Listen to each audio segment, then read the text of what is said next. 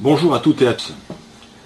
Vous êtes déjà ou vous allez être diplômé du MBA. Et je viens de me rendre compte qu'il y a un cours que j'aurais dû vous faire et que j'ai oublié de vous faire. Ça fait 18 mois qu'on vous explique que pour réussir, il faut du talent. Ça, vous le saviez déjà.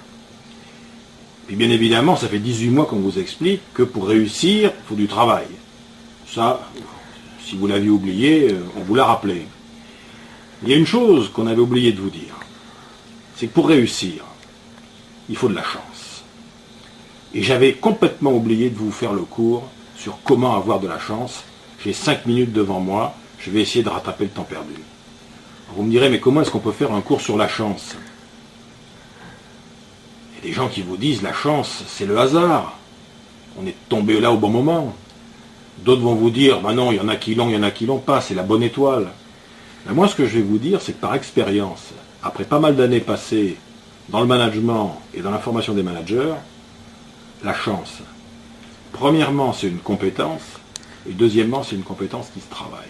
C'est-à-dire que ceux qui ont de la chance à répétition, ils en sont responsables, et ceux qui ont des coups durs et des coups de malchance à répétition, ils en sont aussi responsables. Parce que dans le fond, c'est quoi la chance, quand on regarde bien?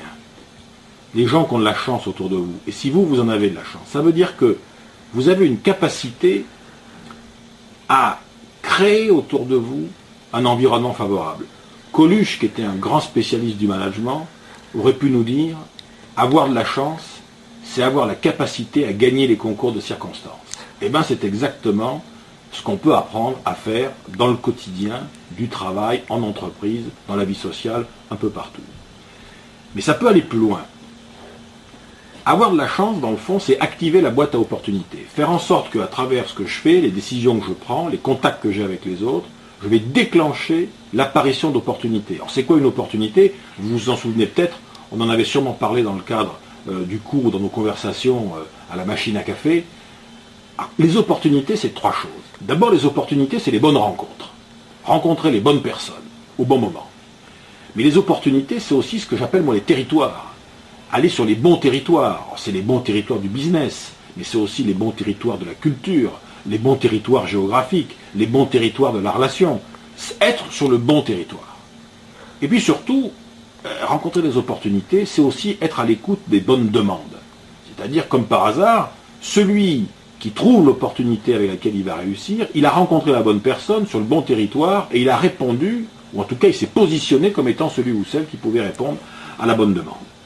Alors vous me direz, mais d'accord, mais alors est-ce que ça peut se déclencher? En tout cas, ça peut s'aider. On peut aider ça.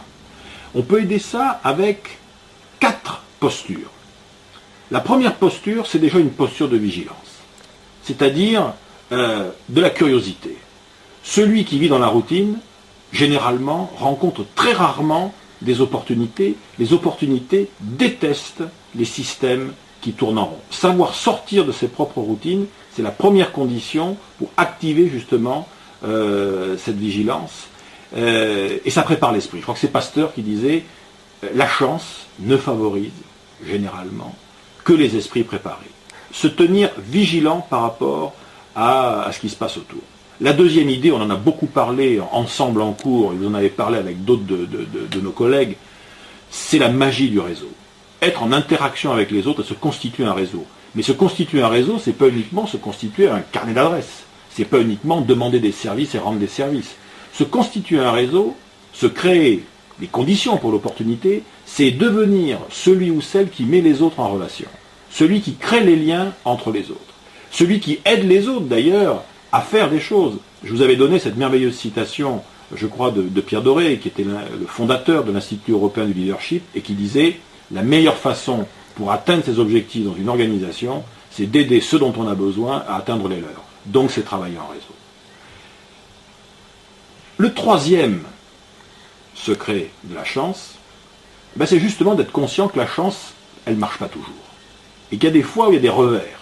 On a des coups de malchance, mais tout le monde a eu des coups de malchance. Vous prenez toutes les grandes réussites du monde des affaires, les grandes réussites dans l'histoire, les grandes réussites dans les médias, dans le spectacle, dans le showbiz, les grandes réussites sont jalonnées de problèmes, de difficultés, de revers d'échecs. Simplement, qu'est-ce qui s'est passé? Les gens qui ont vécu ces choses-là, ils ont utilisé leur échec comme une matière première. Ils en ont fait quelque chose. Ils ont utilisé leur échec et ils l'ont transformé en projet. C'est devenu la matière première pour rebondir sur autre chose. Ce qui fait dire d'ailleurs que la chance, la vraie chance, c'est pas ce qui vous arrive. C'est ce que vous allez faire avec ce qui va vous arriver. Ce qui n'est pas tout à fait la même chose. Et donc, le quatrième secret de la chance, c'est l'anticipation.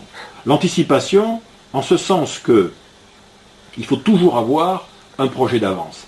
Comme par hasard, les chanceux, ils ont déjà dans la tête, quelque part, parce qu'ils en parlent avec les autres, le projet qui, comme par hasard, va être le projet qui, entendu par les uns ou par les autres, récupéré par les uns ou par les autres, va leur créer, demain matin, après-demain, la semaine prochaine, le mois prochain, va leur créer l'opportunité.